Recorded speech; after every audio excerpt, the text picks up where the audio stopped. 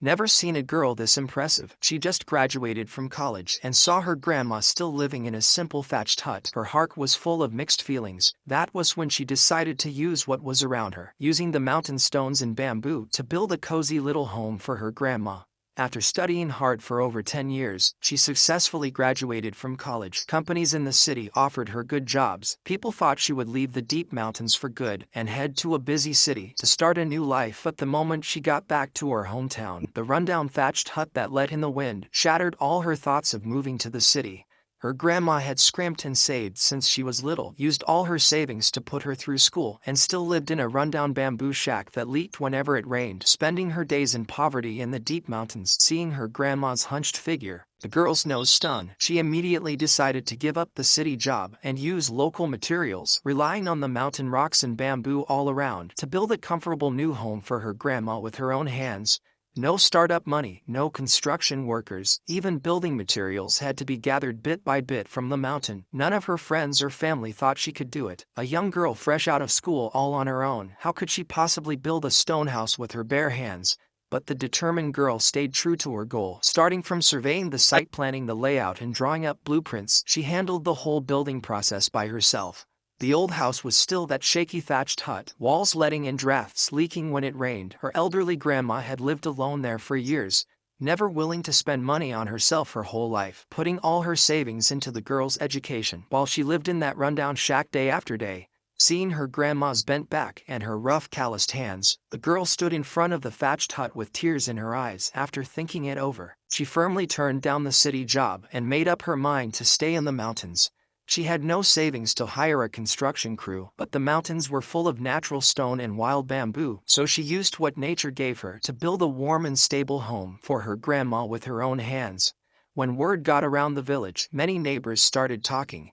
Everyone thought she had spent so many years studying and had no physical strength. Building a house was a job for strong adult men. For a young woman who just graduated, it was simply impossible. Faced with other people's doubts, she didn't argue, quietly gathered her tools, and day after day worked in the forest. She went out to pick materials at first light in the morning and only stopped when the sun set. In the summer heat, she dug stones under the blazing sun. On rainy days, she cut bamboo in the forest when it cleared. Her slender hands that once held pens slowly developed thick layers of calluses. The days of building were tough and exhausting. In the lonely, vast mountain wilderness, only her grandma would occasionally bring her some simple food and hot water and quietly stay by her side. The girl always remembered her childhood. When she was little, her grandma carried her through the mountains, picking wild fruit and digging up wild vegetables, doing everything she could to raise her. Now the roles had reversed. It was her turn to protect her grandma in her later years in her own way. After building the stone house, she still cared about her grandma's daily life. The remote mountains had no access to the power grid. At night they could only rely on dim candles for light. So, she set her sights on the mountain stream that flowed year-round beside the house. Using local materials, she built a small hydroelectric generator, using the drop in the water to produce electricity so the new house could be brightly lit at night. Her grandma always liked to sit quietly under a tree to cool off, so she found some thick logs and built a simple gazebo by the old tree next to the river. In her spare time, her grandma could sit there, enjoy the breeze and look at the view, and spend her days in peace. So without further ado, let's kick back and relax and watch immersively how this young woman built it all by herself, step by step. The whole process is super satisfying. Please watch patiently, watch till the end, and you will be amazed.